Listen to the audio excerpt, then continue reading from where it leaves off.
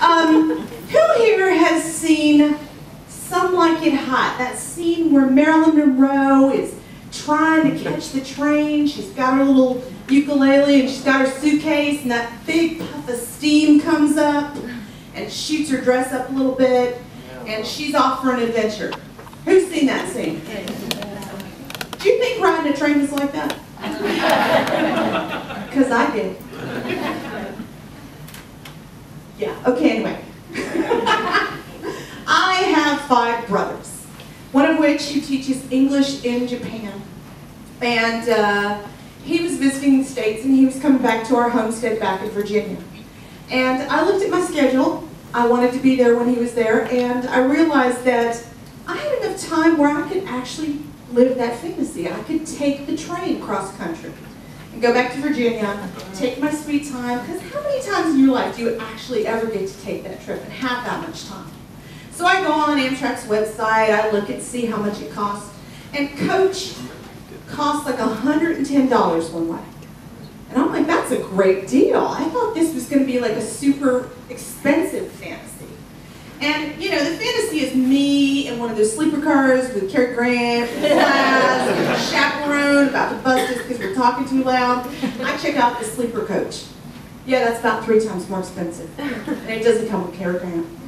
And so I'm like, well, I'm talking to some friends, and one of them says, you know, if you wait until you get on the train, you can check out the remaining seats left, and you get a great deal, much less than the 3 times more it would cost to do the sleeper. So I'm like, all right, that's what I'm gonna do. I talk to all my friends. I say, has anybody ever done train travel? And they're like, here's everything you need to know. There's no fresh fruit. There are no vegetables. There is nothing you would ever want on a train. The bottle of water's like $4, so get used to it. So my friends give me a laundry list of all the things I need to take. I need to take a cooler. I need to fill it with fruits and vegetables and yogurt and sandwiches and earplugs and an iPod and everything. And I get it all together. And I go to the Emeryville Amtrak station, and I'm looking down the tracks. I'm so excited. I'm finally going to live my life's fantasy. And train didn't come. 3 hours later, train didn't come. And everybody, there's 40, 50 people on the platform. We're all kind of looking around going, what's this deal about the train? Like set your clock by a train? So that was the deal. So I'm making friends with the people around me.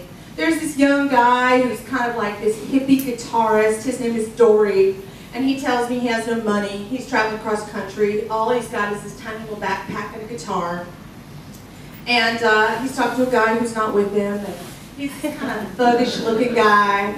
And he tells me his name is Mishak. And he's going to go to the East Coast. So I'm like, okay. Half an hour later, he comes back and goes, my name's not Mishak, actually. I'm like, what's your name? He goes, my name is AYG. I'd like you to call me AYG. I'm like, what's that mean? He goes, well, right now it means another young guy, but in 2 years when I'm a preacher, it's going to mean all yours God. Great, I've only met 2 people and I already got 4 names to keep track of.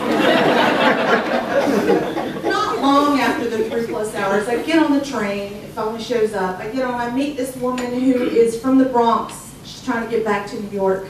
She's Puerto Rican. She's got her 11-year-old son. And she's never taken the train before. Everything makes her nervous. I sit in the seat behind her, and we start chatting. And I figure it's about time I go up to the sleeper car. And I start checking out, you know, I'm going to find the conductor, I'm going to get my posh seat. Drop my stuff off. I go up to the sleeper car. I'm looking around. I stick my head in. It doesn't look like Some Like It Hot. Kind of looks like a tiny little 6-foot-long skinny room where, you know, that fold-out couch your parents always put you on? That looks comfortable compared to this thing. And while I'm peeking my head in this available room, this 75-year-old guy comes around the corner and he glares at me with this get off my lawn look. Like I'm not supposed to be in that car. And I'm like, that's it. I am not riding in a sleeper car. I don't like the people up here. I'm riding coach. That's it. 3 days to Lynchburg, Virginia will be fine, right? How bad could it be? along, we start gathering other people. We've got Dory, the musician.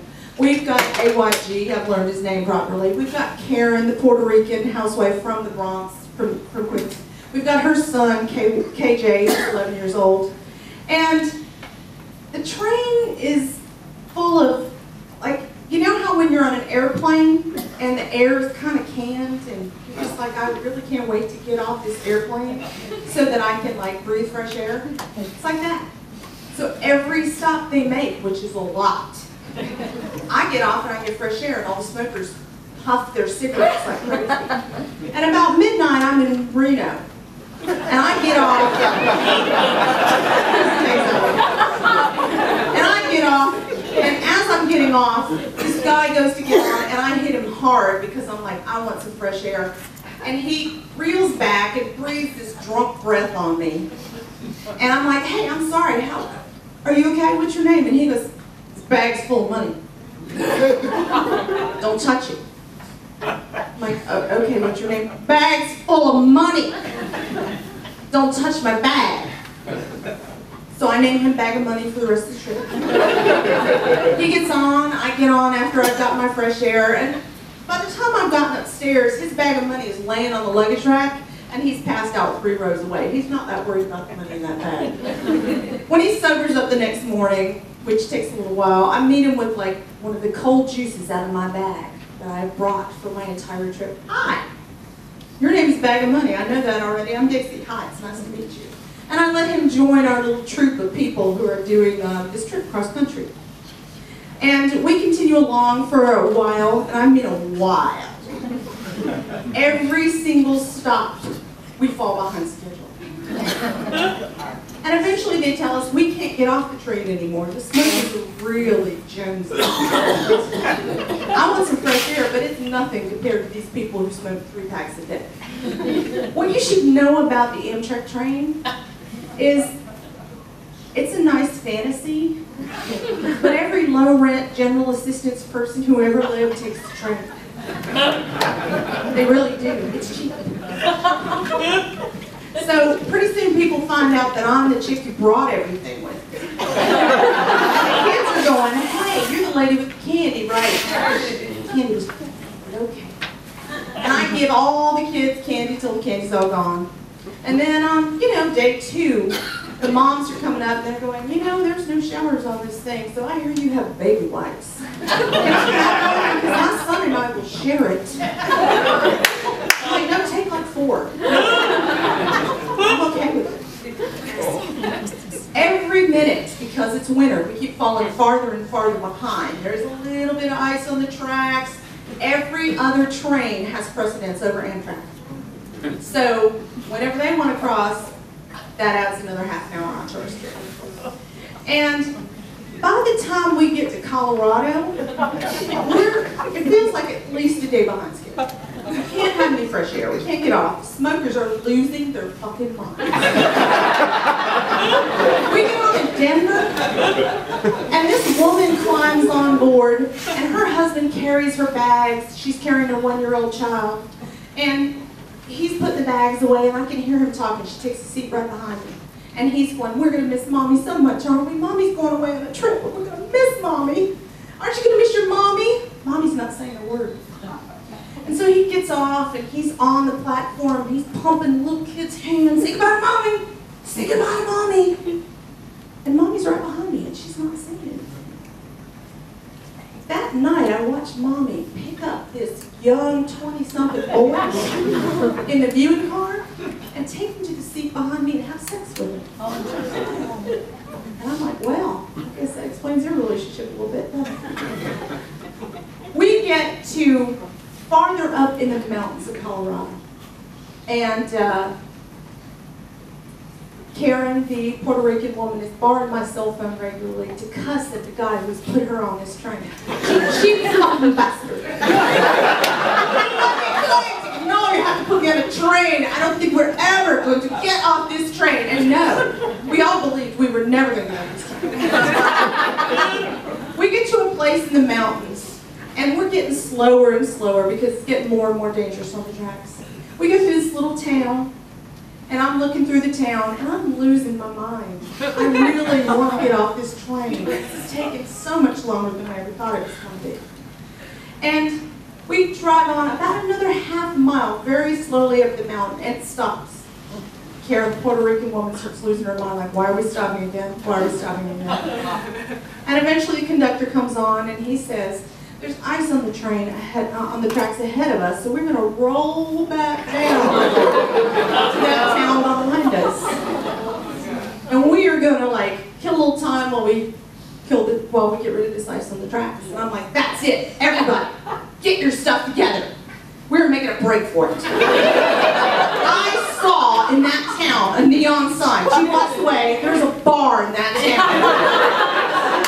town. Get your stuff. So pajamas, sweats, they put their boots on, they put their coats on, but they were wearing their pajamas, most of them.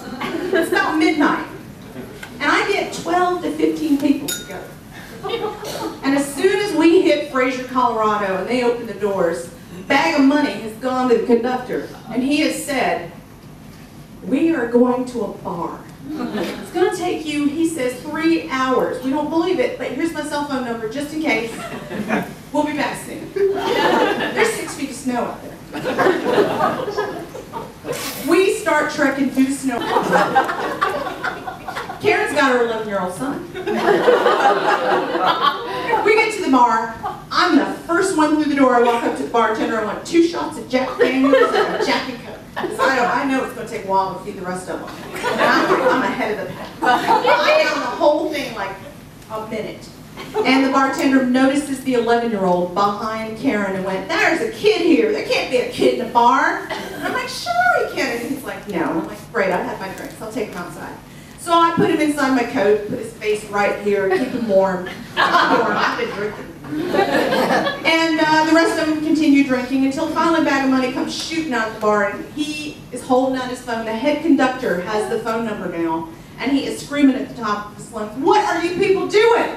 You can't get off the train. So we're all drunk. We head back in the snow, in our pajamas. We get there, and the conductor's yelling out the cattle car door at us. Like, we don't care. And AYG has wandered into the sleeper car. And they come out, 75-year-old people, what are you doing? You're making noise. And he doesn't care. We don't care. The conductor's like, we've got to put you people someplace safe. So he puts us downstairs in the kitchen of the dining car so that we can sober up and not make noise and wake up everybody on the train. So we take out all the pots and pans and decide to go bowling. We're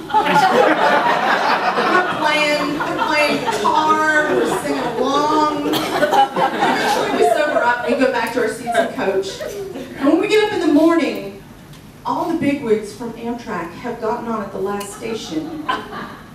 And they are on the intercom saying, we're going to call people alphabetically up to the dining hall. Did we do that? Did, like, Amtrak? Did they come reprimand you in person? And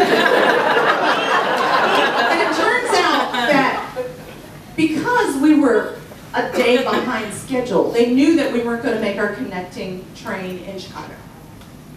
So they had arrived to call us in individually to give us per diem and a cab ride and a voucher for a very, very expensive hotel. And they called us in one at a time, talked to us, and they're like, here's your $350 a night hotel voucher. Here's your cab and your money for tomorrow until it comes at 4 o'clock the next afternoon. And here's your train voucher. I'm like, I am not getting on another train. There's just no way. And so we arrive at Chicago, which is where we're supposed to connect. We've missed it by 14 hours. And it's 3 o'clock in the morning. And we're in, train stations are not in good neighborhoods. And all the general assistance people were like, we're rich! Look at the money they just gave us! We're all like, let's take a cab. And they're like, we're not spending this money. We're blowing this money. Let's all walk in the middle of the night in a bad part of Chicago. We got this map from the Amtrak video. It's fun, just fine, right? Imagine 60 or so people pulling their luggage behind them. So we finally, A couple hours later, we find the Swiss Hotel in Chicago. It's very chic. It's modern, Swedish-looking thing. And we line up 60 people deep to start registering for our rooms. And I'm at the counter when Karen, Puerto Rican woman from Queens, pulls up next to me. And they're like, okay, well, here's your voucher. We need to have your credit card so that we can, you know, for any incidentals. And the screaming that ensued. Amtrak is paying for everything. I am not giving you a credit card. You're not getting any money from me. And they're like, whoa, whoa, whoa, whoa, okay, all right, fine. They give her her room key. I go up to my room on the 9th floor. Everybody else is on the 7th floor. And they're going, what room are you on the 7th floor? I'm like, I'm not. They're like, but you're a smoker. You got off at every stop. And we could all stop. And I'm like, I wasn't smoking. Did y'all not notice that? I go to a totally separate floor, a non-smoking floor. I relax. I take a shower. I put on the big fluffy robe. And I've been there about an hour. I'm starting to doze off. Starting to get used to normal time. It's middle of the night. It's time to go to sleep. And all this banging starts on the door. And it's Karen and AYG and Dory and Bag of Money. And they all have stuff tucked under their arms. They're chawing on a Snickers bar. And they're like, did you see they have a refrigerator in your room? Full of stuff. This place is awesome. And I explain the concept of the minibar to them. And they stop and chaw and go, what? And I hold up the price tag that's on top that they haven't seen the tag, the sheet laying on top. This card costs $9. And I can just see Karen planning how she's going to get out of the hotel before they find her in the morning. So they finally leave my room. I call the airline. I book a flight. I take a shuttle at 7 o'clock. I don't get to say goodbye to anybody. And I get to the airport, and because I booked my flight 2 hours before I got there, I got a special pat down, so that was good. And I get on the plane, and there's a guy sitting next to me. We settle down, shoulder to shoulder, actually touching. I'm like, hey, how you doing? My name's Dixie. What's your name? And he looks at me like I shot his dog. And I start realizing, yeah, those people were a mess. But those people were kind of real, and I kind of liked them. And the airline's fast and efficient, and I'm going to be to where I want to be in about an hour. But efficiency is pretty lonely when you're